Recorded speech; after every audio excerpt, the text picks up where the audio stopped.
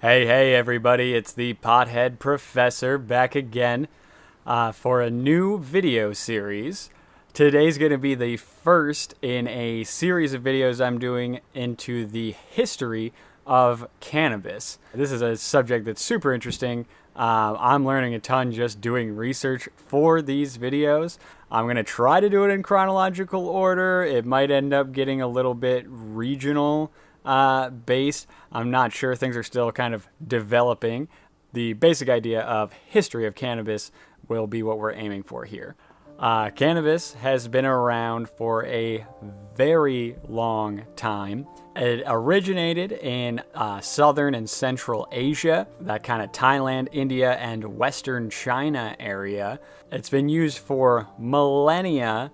And today's episode is going to focus on the Chinese, who kind of first introduced it, or at least we have the earliest written writings of them using the cannabis plant for many different uses. They actually found some hempen rope fibers in some Chinese pottery that was dated in 10,000 BC.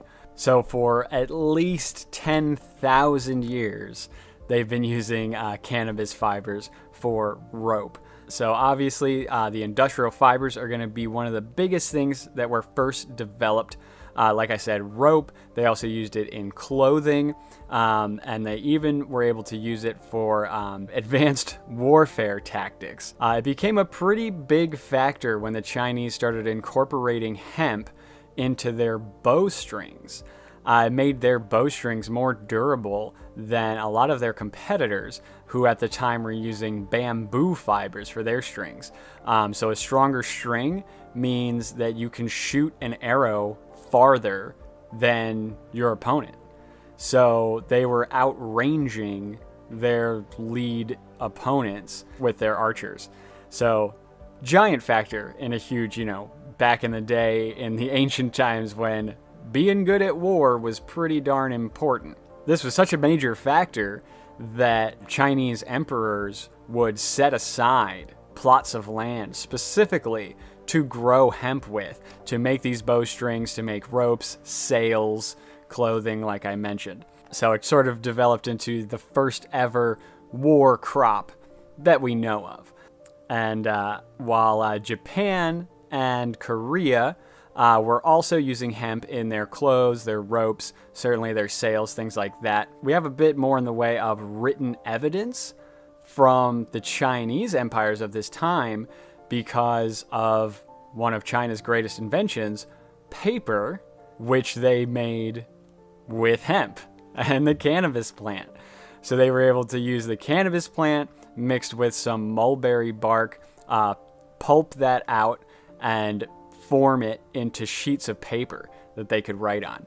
And they actually held this as a well-guarded secret, how to create paper, for hundreds of years. Eventually, Japan got a hold of it, as did some Islamic states of those ancient times. And eventually it went out from there. But for a while, China was kind of the only game in town when it came to paper, and that was due in at least part to the cannabis plant, which they were already growing en masse. The Chinese also, very early on, noticed the medicinal benefits the cannabis plant could bring them.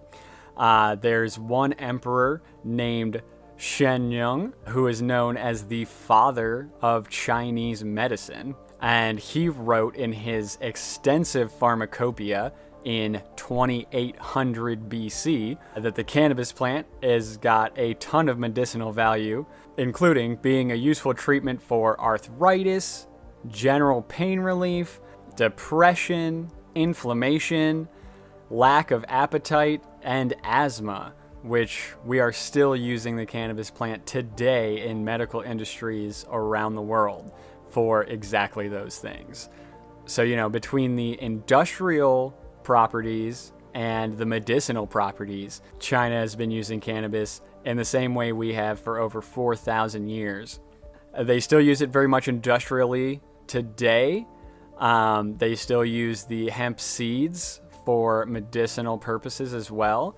But something that you don't see in a lot of the Chinese writings is the psychoactive properties. From what at least I could find in my research, it doesn't seem like we have very many records at all, if any, about the ancient Chinese purposefully getting intoxicated or using cannabis for religious experiences. But obviously that is quickly something that some other cultures caught onto. And in the next episode of the Cannabis History channel here, we are going to get into India, where they did start using it for religious and medicinal intoxication. So they're going to actually start smoking the plant, making hashish, and we'll get into that more in the next episode. So I hope you guys enjoyed this. I hope it was informative. Like I said, I'm learning a ton just researching for these videos. So I expect to learn a new thing every time I make one of these, and I hope you do as well. Certainly let me know if you think I missed anything in each episode. Certainly keep that discussion going. I'm always interested to learn as much as I can about this wonderful plant, and I will see you guys in the next video. Take it easy, everybody.